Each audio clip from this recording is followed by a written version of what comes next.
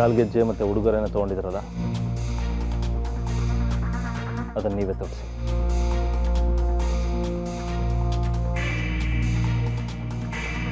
ಹೋಗಿಮ್ಮ, ತಗೊಂಡು ಬನ್ನಿ.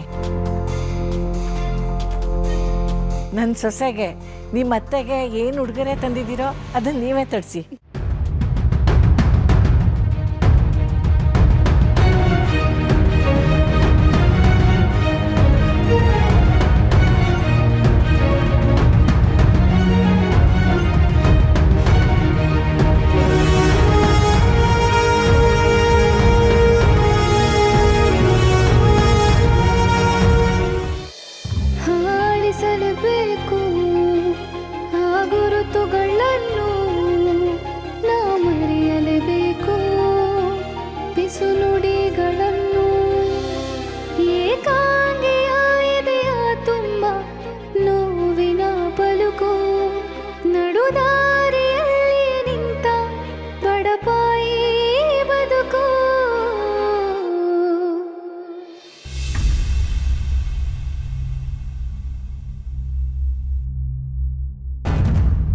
ಈಗ ನಿಮಗೆ ಅತ್ತೆ ಬಗ್ಗೆ ಇರೋ ಗೌರವ ಪ್ರೀತಿನ ತೋರಿಸ್ಬೋದು.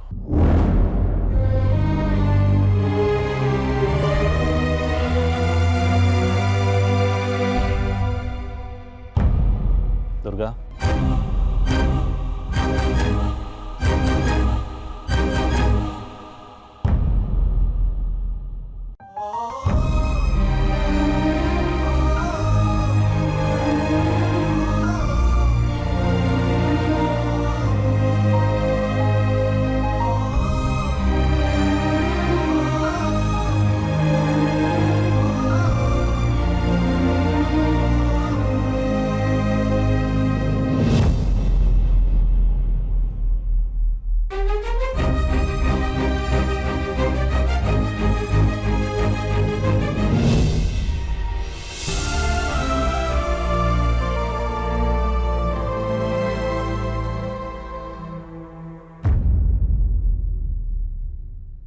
ದುರ್ಗಾ, ಸರಾನ ಕುತ್ತಿಗೆಗೆ ಹಾಕಿ ಬಳೆನ ಕೈಗೆ ಹಾಕಿದ್ಮೇಲೆ ಗೆಜ್ಜೆನ ಕಾಲಿಗೆ ತೊಡಸ್ಬೇಕಲ್ವಾ?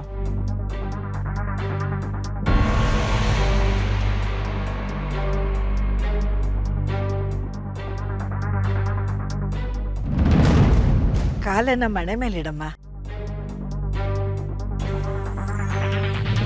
ಅರೆ, ಕಾಲನ್ನ ಸ್ವಲ್ಪ ಹುಷಾರಾಗಿಡಮ್ಮ. ಏನಾಗಿದೆ ಏಜೆಗೆ?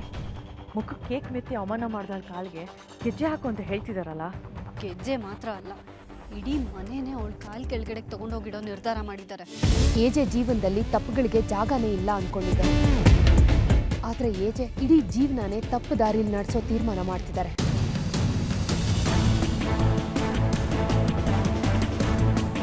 ಇಲ್ಲ, ಇಂಥ ದೊಡ್ಡ ತಪ್ಪನ್ನ ನಾನಂತೂ ಒಪ್ಕೊಳ್ಳಲ್ಲ. ದುರ್ಗಾ,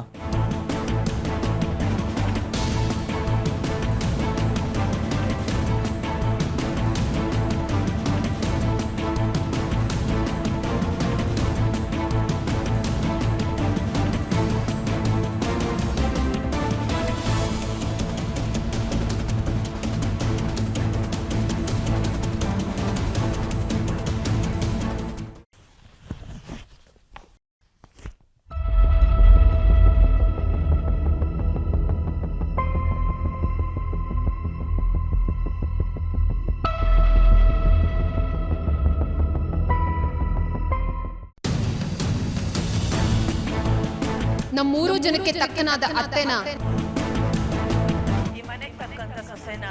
ನಾವು ಹುಡುಗಿ ಕರ್ಕೊಂಡು ಬರ್ತೀವಿ.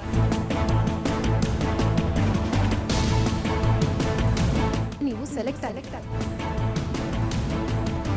ನಿನ್ನ ಮತ್ತೆ ಏಜೆ ಮಧ್ಯೆ ಏನ್ ನಡೀತಾ ಇದೆ?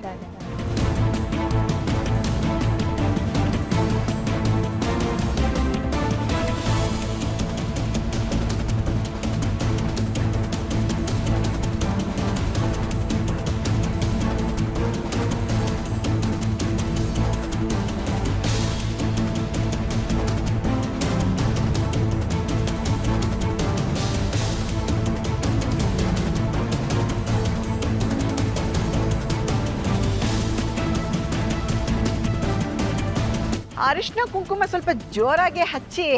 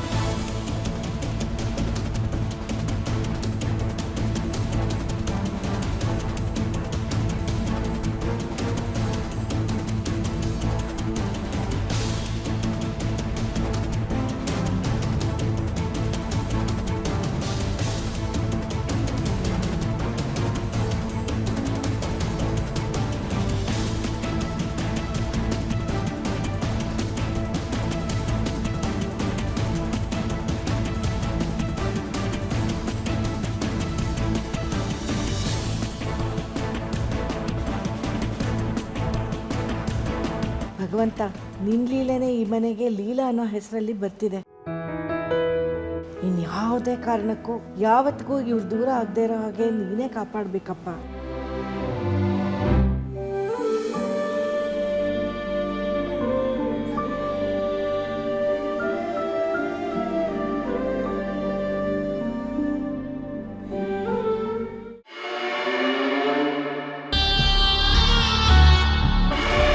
ಸಲ್ಲಿ ಅವಳನ್ನ ಯಾಕೆ ಇಲ್ಲಿ ಕರ್ಕೊಂಡ್ಬಂದ?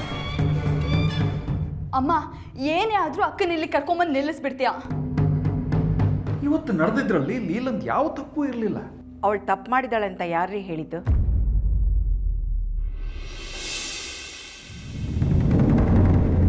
ಇವಳನ್ನ ಇಲ್ಲಿ ಕರ್ಕೊಂಡು ಬಂದಿದ್ದು ತಪ್ಪು ಮಾಡಿದಾಳೆ ಅಂತ ಅಲ್ಲ, ಇವಳ ಜೀವನದಲ್ಲಿ ಆಗಿರೋ ಬದಲಾವಣೆನ ಅವ್ರ ಅಮ್ಮನ ಹತ್ರ ಹೇಳಲಿ ಅಂತ. ಏನು ಹೇಳ್ತಿದೀಯ ನೀನು? ಹೌದ್ರಿ, ಜೀವನದಲ್ಲಿ ಮೊದಲನೇ ಸಲ ನಾವೆಲ್ಲರೂ ಹೆಮ್ಮೆ ಪಡುವಂಥ ಕೆಲಸನ ಈ ನಮ್ಮ ಮುದ್ದು ಲೀಲಾ ಮಾಡಿದ್ದಾಳೆ. ಅಯ್ಯೋ, ಇದೆಲ್ಲ ನಿಮ್ಗೆ ಗೊತ್ತಾಗಲ್ಲ, ಸುಮ್ಮನೆ ಇರಿ.